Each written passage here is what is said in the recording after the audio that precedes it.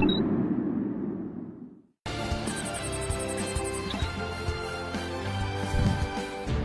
Costco may be Yahoo Finance's 2022 Company of the Year, but its smaller retail rivals like Sam's Club and BJ's Wholesale Club are giving the wholesale giant and some customers something to think about. Brooke DePalma checked out all three and is here to share what she found. Brooke, are we talking about pricing or is it more about the membership? Well, Akiko, it's really about the feel overall. And surprisingly, when I entered each three, there was a bit of a different feel at each. Now, when you walk in here, similar high ceilings, bulk item offerings, but it's a different approach at each of the three. BJ's and Sam's Club really touting that holiday feel with toys lined to my right. Then you have more random spontaneous items like air fryers and cots to my left. But Costco sticking to what it always has with that luxury feel as soon as you walk in. Now, admittedly, I do not have a membership at any of the three, but they still did let me walk around. And if you take a look at pricing, Akiko, that is one of the main differences that I found. Of course, Costco known for that $60 per year membership, also offering a higher executive membership for $120 with a 2% annual reward, as well as, in addition to that, a services discount. Of course, a lot of them have optometry, hearing aid centers, and that tire services centers. Sam's Club, that's about $50 for the main reward. Gold Star membership, $110, and BJ's coming in between the two, $55 for main, as well as a perk rewards membership that equates to $110. Now, it's important to note here, this past year as inflation takes a toll and they're seeing higher volume in each of them, Sam's Club took protocol to then raise their price in August. And Costco, important to note here, they increase price memberships about every 5 years. So we might be expecting another price membership hike in 2023. Now, all three tout gas stations at their locations. Costco has the most locations, then followed by Sam's Club and BJ's. So Costco, of course, our company of the year here with the most locations of all three wholesale retailers. I know that certainly helped with the pinch of higher gas prices for a lot of people. Brooke DePalma, thank you so much. And of course, what really powers Costco is its employees. And recently, we've seen the Teamsters Union say it had ratified a national contract with the company. Well, joining us now on the implications is Carla Walter, Center for American Progress Employment Policy Senior Director, Employment Policy, and Chris Tilley, economist and professor of urban planning at UCLA. Thank you both for joining us. So, Carla, I first want to start with you and talk about the importance of what we've seen in terms of this union movement and how Costco has really managed this. Yeah, so I think we've seen the recent announcement between the Teamsters and the company that they've reached an agreement that will cover 18,000 of its workers nationwide. And this is a big deal. It is coast-to-coast agreement. The new contract was negotiated. It's important to note that while Costco has long had the strategy of when its workers do well, the company does well as well.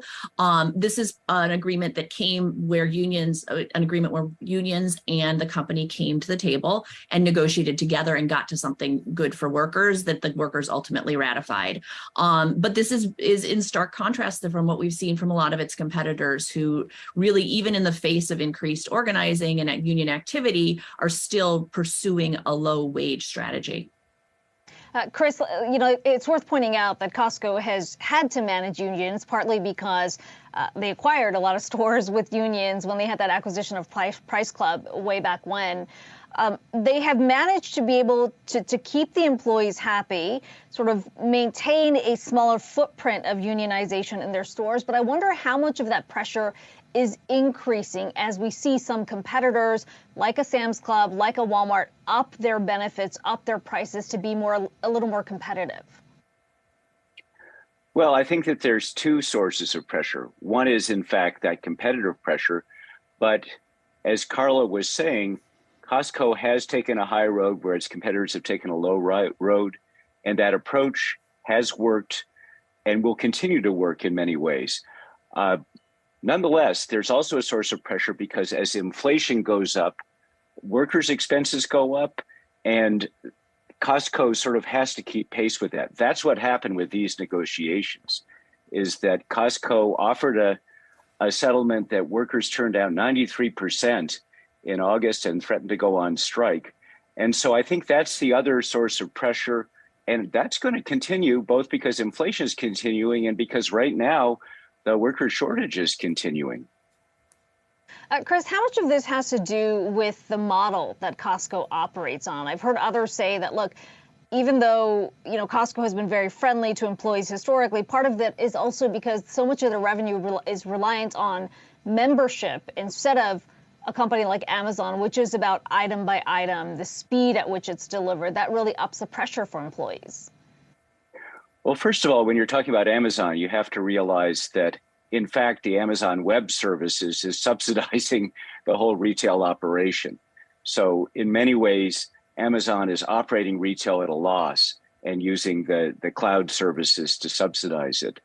But yes, Costco does have a different model. It aims for a somewhat higher income customer. It does have the membership fees. It has the treasure hunt and the luxury look that your reporter was talking about. And that's never going to be the entire market, but it's an important part of the market, and Costco has continued to grow.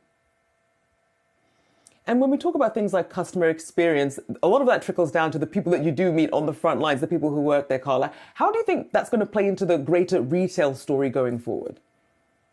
Well, I think that there is truly this sort of fact that there is a recognition that at Costco that this is a sales job. And so if you have workers on the floor who stick around longer, and ultimately if you invest in workers, they do stick around longer, they will understand what they're doing and they'll understand the job of selling. And I think, though, looking more broadly, it's important to show that Costco's success really debunks the myth that there's something innate about frontline service work that makes it low wage.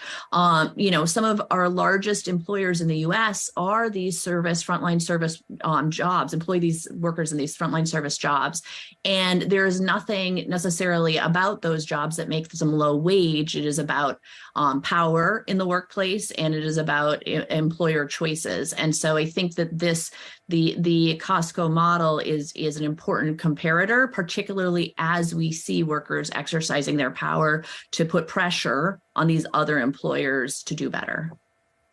Carla, really quickly, when you look at how the Teamsters negotiation played out with the Costco workers over the summer, there was a threat of a stoppage at some point before the Teamsters ultimately accepted the offer that was given here. And I wonder if there are any lessons to be learned from that negotiation for some other retailers in the space or others like Starbucks, who are getting a lot of pushback from their employees right now.